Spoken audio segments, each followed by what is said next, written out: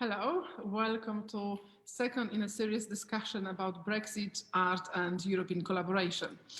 My guests today are Marie Fall from On the Move, Ewa Borysiewicz from the BLOK magazine, and Sylwia Krasson from Contemporary Links. Hello. Welcome. Just to remind our audience, this is our fortnightly 30-minute conversation about Brexit and how Brexit affects art and collaboration. Can we start with a brief introduction? So if you can just say a few words about yourself to our audiences before we start, maybe starting with Marie again. Sorry, it's just the way my Zoom. Sure. Yes, hi everyone. Thank you very much for this invitation. So my name is Marie Fall and I'm the president of the board of On the Move. On the Move is a cultural mobility information network for any discipline, operating from Europe but active worldwide, and we provide information about mobility funding, about international opportunities for artists and professionals, and we work with our members on information pertaining to the mobility of artists and professionals, so visa, work permits, and all the stuff that nobody really wants to deal with. Thank you, Marie. Ewa? Hi, hello, my name is Ewa Borysiewicz, and thank you for the invitation, dear Centrala. And I'm involved with BLOK magazine. I'm one of the editors, and it's a magazine on contemporary art from Central Eastern Europe. I'm also organizing with two galleries from Warsaw, the Friend of a Friend Gallery Share Initiative, coming up this March. Great, thank you. And Sylwia? Hello, good evening. I'm Sylwia and I'm a founder and director of Contemporary Links. We are a London-based arts organization and a print magazine with the same title, Contemporary Links. I can show you now straight away. And we also run various events, panel discussions, workshops, and we operate between Warsaw, London, and now Paris. So our main activity is publishing. Great, thank you, Sylwia. Thank you all for joining me. We will try to look into the Brexit, and just the first question from your own perspective and from the organization you represent, how Brexit is really going to affect you, like, or already affecting from this year. Can I start with Sylwia this time, maybe reverse? Sure. I think you're starting with me because you know well that I was quite affected by the Brexit. And actually, I want to bring back the anecdote when we met 2016, and I was at one of the events in London. It was a week when the result of the referendum was announced, and obviously that time we knew that Brexit is going to happen. Obviously, the mood was really down, and we were drinking wine, and we met a lot of friends and culture workers and colleagues and artists. And you, especially Alicja, you were almost crying, and we were all crying because that time we knew that this is going to be like the biggest decision, which is going to have the biggest and the strongest impact on what we do. So, and I'm in Paris now, and obviously it's a combination of the personal decisions and Brexit, but at the same time. Yes, that's something that it is very emotional thing for me personally. And I think what Brexit brings is just this uncertainty and frustrations and anger. So I kind of, even like, a few things, you try to find a good positive things, like maybe that's good and maybe it's going to be better, but with Brexit it's really, really hard to find this positive. Mm-hmm. Thank you, Sylwia. Ewa, how about you and the BLOK magazine? So since BLOK is focused more on Central and Eastern Europe, the only issue I can imagine at this certain moment will be the differences in taxation and signing contracts with subsequent authors. So this might be problematic because, yeah, I mean, yeah, bureaucracy and stuff, so to say. But I'm more concerned with Friend of a Friend, this gallery initiative we're running. Since it will be difficult to invite UK-based galleries to participate, and they may not be that sure that this participation may be, I don't know, profitable from their point of view, so to say. We also at Friend of a Friend had a partnership with British Council for I guess 2 years, and since Brexit and COVID happens, nobody really knows if this will continue, and certainly I'm bummed out about that. Also, a big part of Friend of a Friend were guest curators and critics coming to Warsaw to visit and get acquainted with the art world there in Warsaw. And again, I am not sure if this will be, I mean, it will be possible probably in the future, but it will be very, very difficult for us to find the funding to cover the costs. Yeah. Thank you, Eva. And Marie, how was networking impact on the MOVE network? Well, so we have one member in Cardiff, Wales Arts International. So we have about 50 members in total, and Wales Arts International is until now the only UK-based that we have. And I can say already that a lot of British organizations are looking at us being like, okay, can we join? Can we please be member to not be left out, as you were mentioning also in our discussion earlier on. And I think there is a big wish and desire to just continue being in discussion and integrated. So On the Move has worked in the past, or is still working as well with the British Council. There are a lot of exchanges.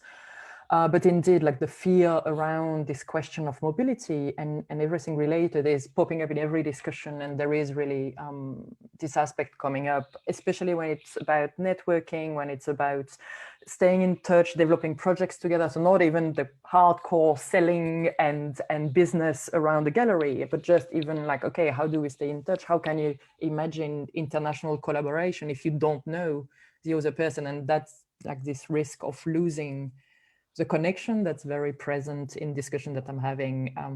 For On the Move on itself, it's not changing much. It's just bringing another country on the list of third countries when looking at it from Europe. And we are very much used to dealing with the so-called third countries. So there is experience on how to invite people from abroad and so on. But it's true that it's really weird to start thinking in this way for British-based organization. Yeah.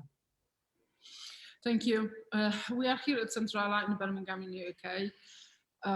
Obviously, from our perspective, we are on the island, which is kind of separated even more from Europe. I'm Polish. I live here for over 16 years, but I always had this UK always been slightly separated from the continent. So we always experience this kind of little bit less of Europe here. So with the Brexit, there is this fear that we're going to lose the connections culturally, we're going to lose this dialogue.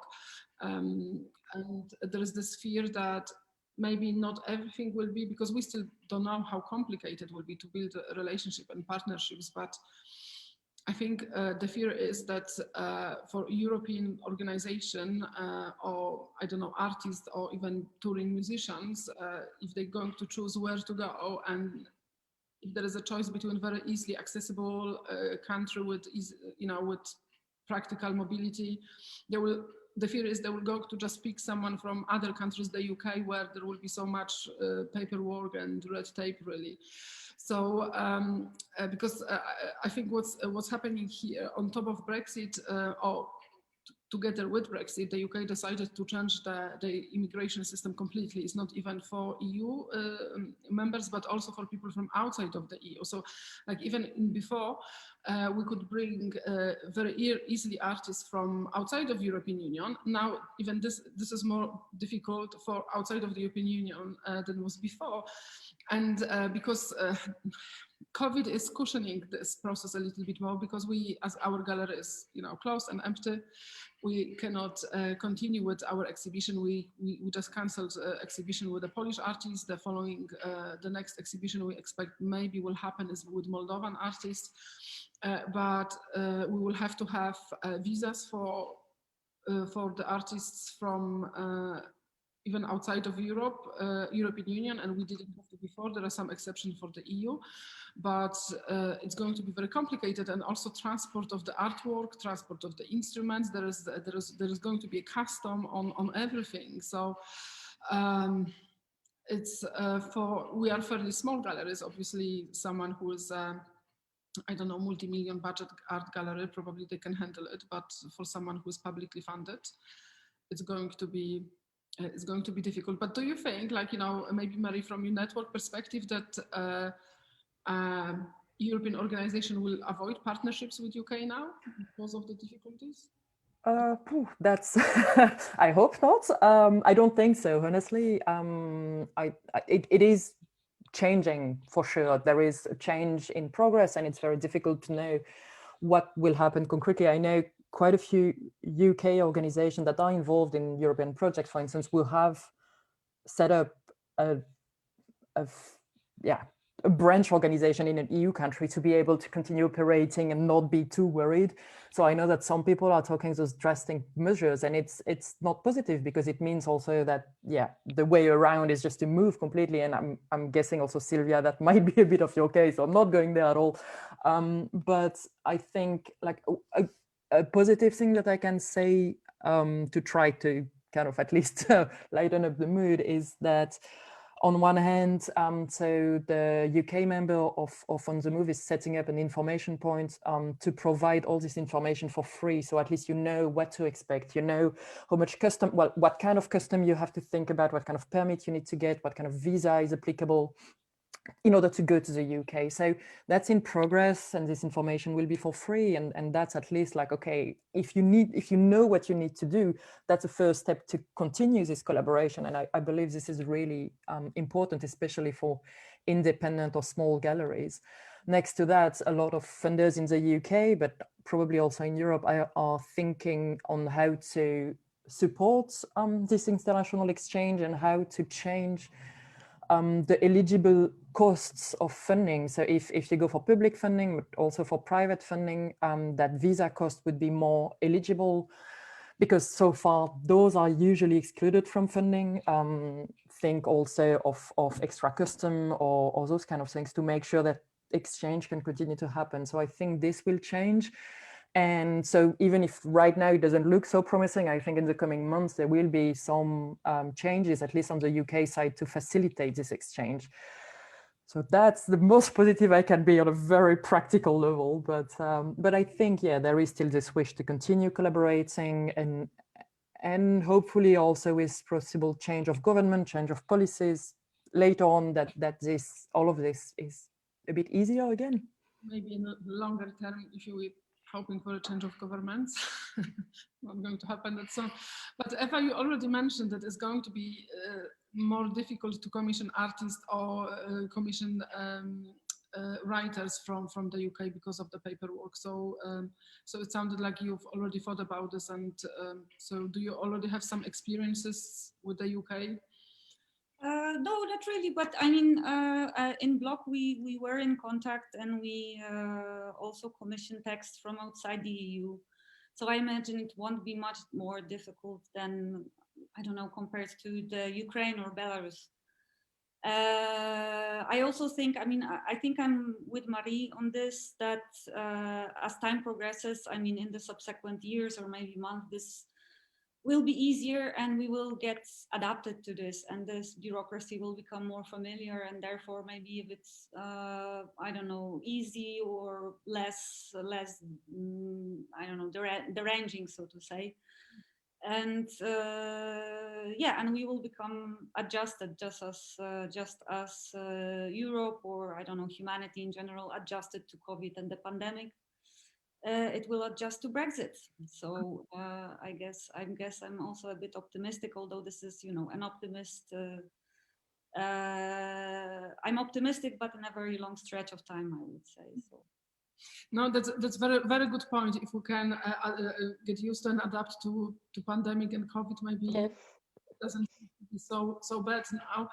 And yeah, and it's true, because I think one of the things the mostly affected, especially for us, is the mobility, because of the Brexit between UK and Europe, there will be increased the cost of flights or train tickets. There will be requirements of visa, but because of COVID, we already moved to communicate online much more. And if the COVID wouldn't happen, we wouldn't even think of doing such a online discussion. So I think it's in a way. I think COVID and Brexit has similar consequences in some areas like mobility and travel, but we adapted quite well. But good to hear you are optimistic that things might change. I'm also hoping that what you've mentioned, that at the moment funding doesn't cover the cost of visas and necessarily and other requirements. My worry from practical aspects is that now all Europeans from outside of the EU, they need to have the short-term performance visa if they're people staying in less than a month. But if someone would stay longer than a month, people need working visa, and even people from the EU. So that exclude kind of longer residencies for artists, because the cost of visa is really high. It's you know, several £100, and chance, you know, it's not guaranteed that someone will get the visa. So going through, like, you know, I imagine process of open call and then selecting someone who then in the end of the day cannot arrive, that's going to be difficult. And I think European artists may lose some opportunities in the UK and in the same way. I know, Sylvia, you've got so many international opportunities with the contemporary links. Do you think change in the area, especially in residencies? You know, we don't provide art residencies, but we do events in London. We've done it in the past. We stopped last year because of pandemic, so we cancelled all our fairs. We, with magazine, participate in the art fairs, so we travel a lot to different art fairs in Europe. So the traveling is a big thing for us, and our team is very mobile. So we are not based in London and UK, so we collaborate with so many freelancers that we kind of, you know, even COVID that didn't affect us that much, because we had this flexibility in our culture of contemporary links. So that was from the very beginning. We started as a company without any office, with so many people involved and on board, that we kind of are a company that operates this flux. And obviously we don't know what will happen. We also make some adjustments. So we've done like we follow company's house newsletter a lot. I don't know if you do it, but this is very useful information which you can adjust to your needs, to needs of the company.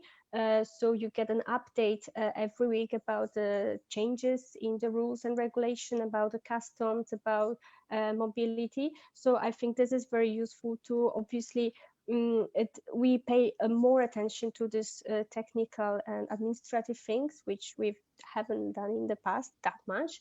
And we also refreshed, or like we remind ourselves, yes, we have UTR number, which we needed once for Switzerland to ship goods.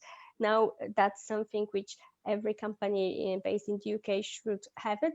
But you know, these are the small things that you have to constantly thinking about. But as Eva said, I think we will all adapt at the end. But it is more, I think, the question of the spirit and the role of the leaders of like your organizations, where Centrala is such a point on the map of in the UK, that you bring together so many creatives, so many artists. Everyone, I speak to someone, everyone's doing exhibitions with Alicja and, you know, events. And I think what is important, I think, in these days, to kind of keep the spirit up, because like if we're going to have our brains only on this very technical, administrative, pragmatic issues, we're going to lose ourselves in this. And instead of talking about exciting new culture projects, exhibitions, and artists, we're going to keep on talking about Brexit. And I don't think if that will bring anything good. Being honest with you. No, it's great. Great to hear such a optimistic responses and very uplifting. And yeah, you're right, Sylvia. We should keep our spirits up. Hopefully, we can survive it as we will survive COVID and adapt. We can just hope that, because we still don't know how it's going to work in the practice. But even since Brexit referendum, we've already noticed that there was much more visa rejections. We would have here where the headlining band would be rejected visa. So we already know can happen. So not to kind of lower the mood, but it could be, the option that artists or musicians will not get a visa and they might find out very last minute.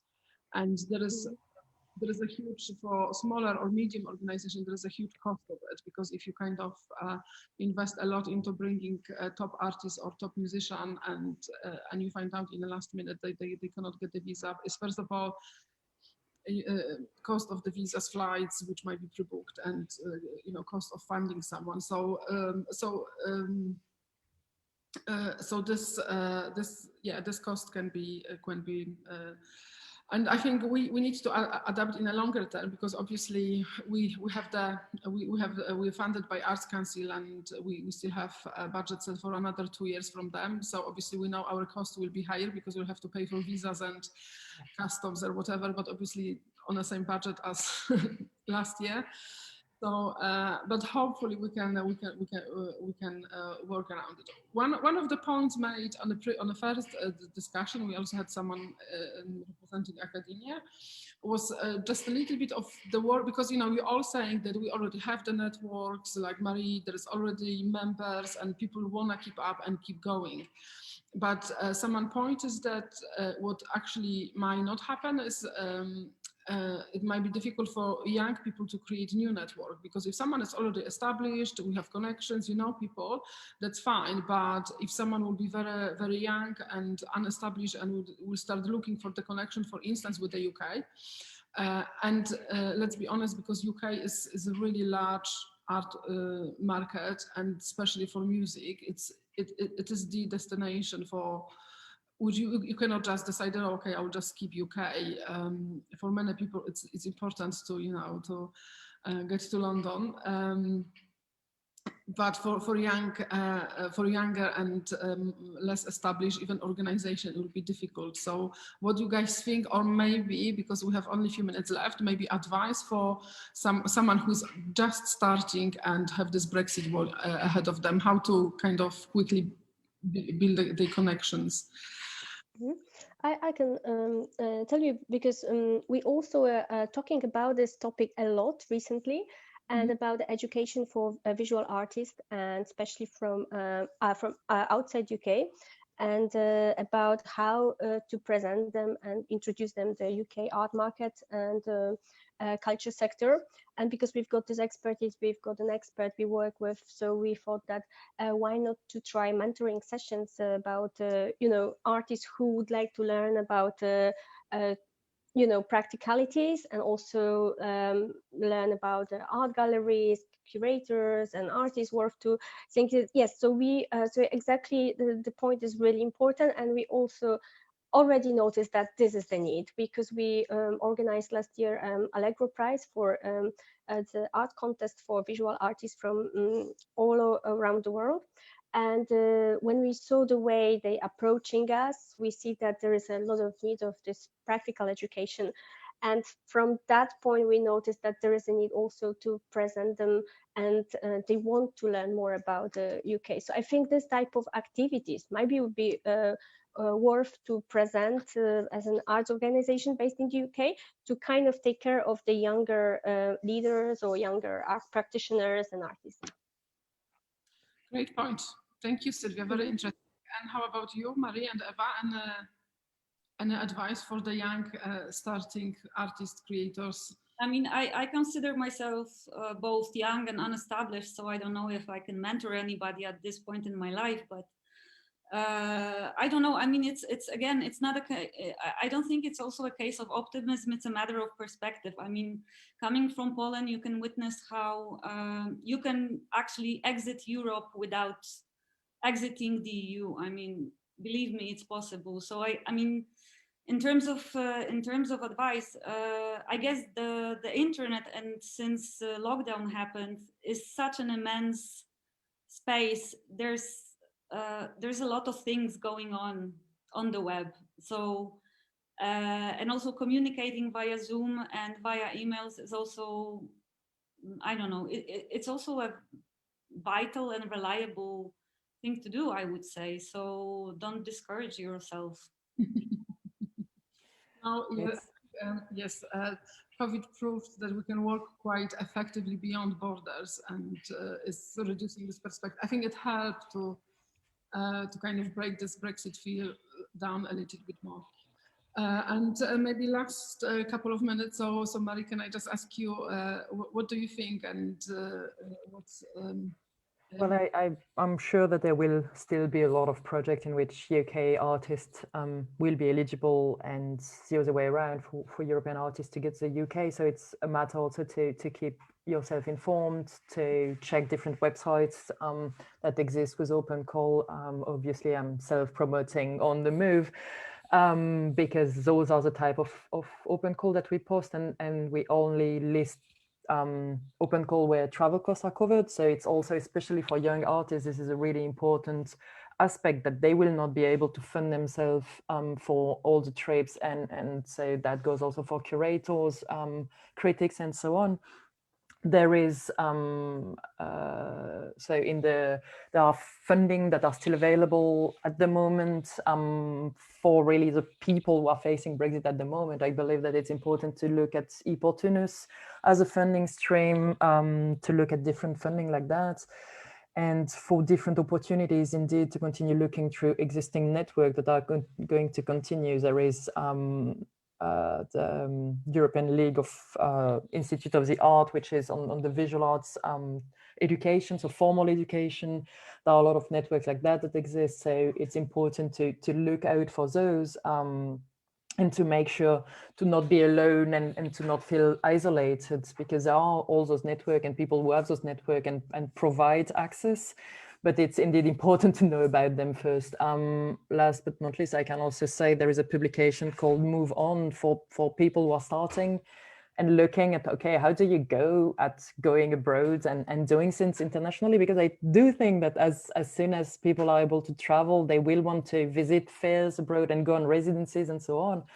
So Move On is a guide that was republished last year at On the Move, and it explains a bit, like it's an ABC on how to do it and what to consider, and think about sustainability in terms of environmental sustainability, but also about contacts and how do you build up this network. So it takes a while, and I would definitely also recommend residencies for young artists. There will be possibilities, but it's a great way to be embedded in a local context abroad. So there are a lot of formats that exist, and indeed the mobility practical aspect are going to be sorted out.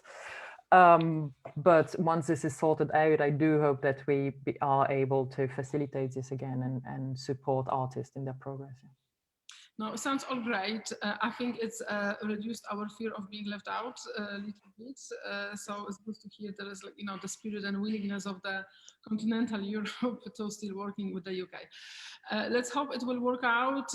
Let's just hope that also artists and creatives from further European countries like Eastern Europe will not be even more disadvantaged, because we already know there is overrepresentation of the Western European artists in art sector and music, and it's very often associated with socio-economical statuses of the countries and local fundings. So things like Brexit is putting extra barrier for some people. Let's just hope it will be considered, and maybe I think it's important point for the funders to consider the additional costs of mobility, and maybe this is something what we can all highlight. Okay, thank you very much. That's our 30 minutes is gone. So thank you very much, Marie, Eva, and Sylvia, for joining me for this discussion. Thank you for optimistic and uplifting comments and words. Let's stick to that, and let's hope it will all really work out. And thank you all our viewers online, and hopefully join us in 2 weeks' time for another discussion. Thank you. Thank you. Thank you, Alicia. Thank you very much. Thank you. Bye-bye.